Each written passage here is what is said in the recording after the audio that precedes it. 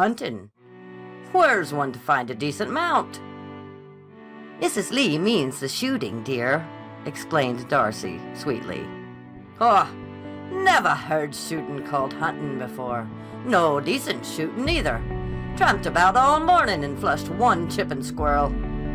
He means chipmunk, expounded the helpful Darcy. Poor Monty finds our American speech so difficult. Beastly language, murmured the bogus baronet, resuming his seat. But surely, said the kindly spirited Helen, you find the mountains beautiful? Oh, too crowded. No chance to turn about with knocking people's elbows. The visitors took a hasty departure. Stupid ass, growled Lee before they were fairly out of earshot.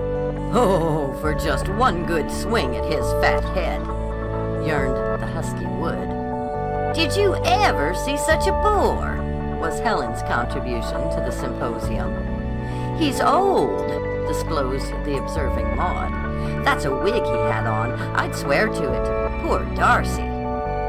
Dissolved in mirth, Darcy congratulated the amateur upon a highly distinguished performance.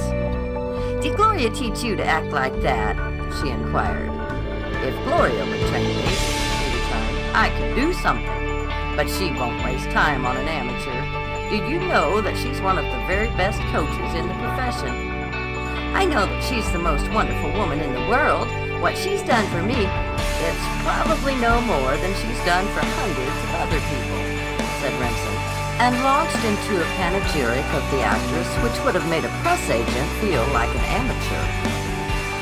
With more experience of men, Darcy would have known that this was the language of the highest type of admiration, but of nothing more. In her innocence, she took it as a final confirmation of the scene she had witnessed in the studio. Gloria wants you to work, doesn't she? She asked shyly. Gloria is such a tremendous worker herself that she thinks everyone ought to be busy on some job all the time. Doesn't she get after you? You look far too much of the lily of the field type to meet her approval. Lily of the field yourself, returned the girl indignantly. I've brought a lot of work up here with me. Can you say the same? Guilty. I'm jobless, except as your present slave. Have you ever done anything worthwhile in the world? Darcy challenged, but the smile with which she accompanied the words was indulgent. He took silent counsel with himself. At a class reunion, I once chased a trolley car on a dromedary, he said hopefully. That made life temporarily happier for a good many people, including the dromedary, who was conducting the performance. Sir Monty, my real Sir Monty, used to be an officer in a camel corps, fabricated Darcy dreamily. Now, why drag in my fellow fiancé just as I was beginning to forget him? He expostulated. He isn't to be forgotten, said the girl hastily. Of course not. I'm sorry. Tell me about him. Attempting to do so, Darcy found that the flavor had unaccountably oozed out of her lie. Pretense and falsification with this man, who had unprotestingly let himself in for an indefinite career of both on his own account, to aid a girl whom he didn't even know in what, for all he could tell, might be only an unworthy prank. Well, it simply went against the grain. No, I don't believe I will just now, she returned. I might confuse him with your masterly impersonation. Then tell me about yourself. What would you have done if you hadn't found a ready-made Englishman on the bridal train? Heaven only knows. Committed suicide, I think. I may have come to that yet, she said dismally. Oh dear. The further it goes, the worse it gets. You've helped me out for the present, but then let me help you out some more. He urged. Murder, arson, forgery, bigamy, anything you wish. I'm an outlaw anyway, and a crime or two makes no difference to me. Underneath his lightness, she divined a deeper wish to be of service. Take off your disguise, she said quietly. I want to look at the real you. He obeyed and endured the scrutiny of her intent eyes, smiling. Yes, she decided. You'd be a real friend. I could trust you. And I want to. Oh, I do want to. I'm in an awful mess. Probably it isn't nearly as bad as it looks. Trot it out and let's examine it. But it isn't my secret alone. I've got a partner. The wicked partner? She isn't wicked. Oh, it's a she. The shadows deepen. And I promised a hope-to-die promise. Beg off from it. She jumped up, clapping her hands like a child. I'll try.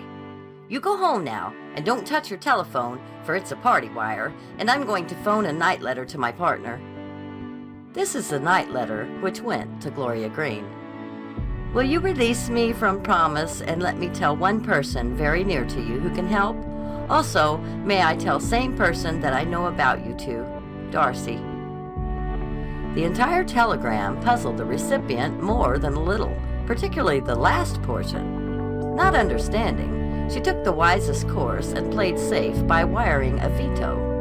The wording of her reply caused much painful puzzlement in the virginal breast of the lady telegraph operator, who, on the following morning, thus phoned it to Miss Darcy Cole.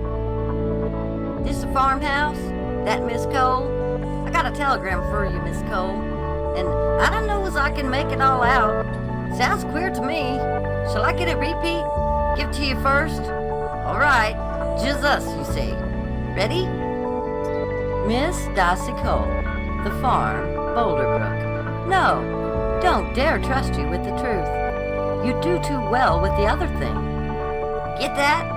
Yes, funny, ain't it? There's funnier coming. Ready? Keep it up till you hear from me by following letters. Now comes the queer part.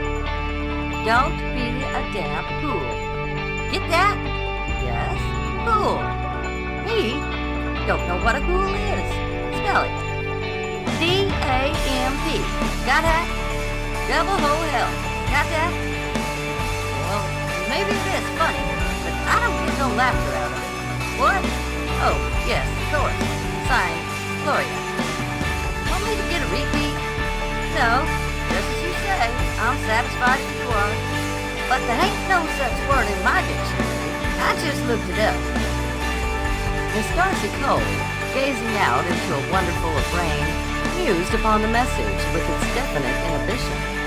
For a moment, she was tempted to derive some compensating mirth from the telegram by calling up the telegraph lady, advising her to reread the cryptic sentence which had so disturbed her professional calm by dividing the two words after the M instead of the P, and then listening for the reaction to the shock.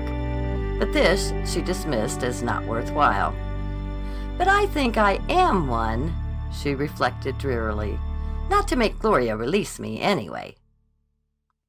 End of chapter 4.